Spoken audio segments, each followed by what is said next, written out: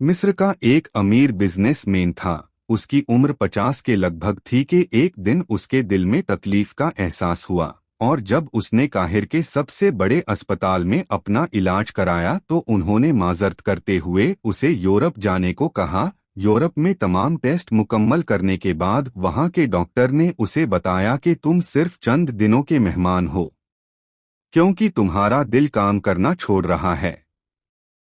वह शख्स बाईपास करवाकर मिस्र वापस आ गया और अपनी जिंदगी के बाकी दिन गिन गिन कर गुजारने लगा।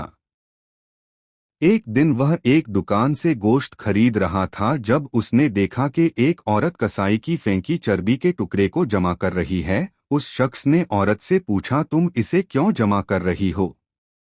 औरत ने जवाब दिया कि घर में बच्चे गोश्त खाने की जिद कर रहे थे।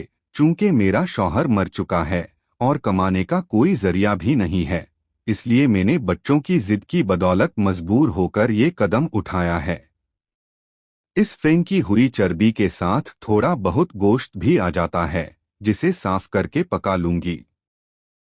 बिजनेसमैन की आंखों में आंसू आ गए। उसने सोचा कि मेरी इतनी दौलत का मुझे क्या फायदा, मैं तो अब बस चंद दिनों का मेहमान हूँ। मेरी दौलत किसी गरीब के काम आ जाए उससे अच्छा और क्या। उसने उसी वक्त इस औरत को काफी सारा गोश्त खरीद कर दिया और कसाई से कहा, इस औरत को पहचान लो, ये जब भी आए और जितना भी गोश्त मांगे उसे दे देना और पैसे मुझसे ले लेना। इस वाक़ये के बाद वो शख्स अपने रोज़मर्रा के मामूलात में मसरूफ हो गया।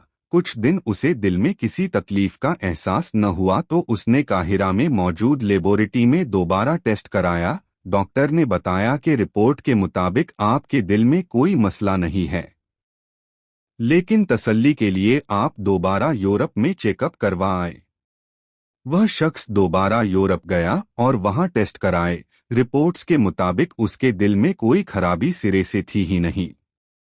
डॉक्टर हैरान रह गए और उससे पूछा कि आपने ऐसा क्या खाया कि आपकी बीमारी जड़ से खत्म हो गई। उसे फौरन वह गोश्त वाली बेवा विधवा याद आई और उसने मुस्कुराकर कहा कि इलाज वहां से हुआ है जिस पर तुम यकीन नहीं रखते। बेशक मेरे नबी ने सच कहा कि सदका हर बला को टालता है।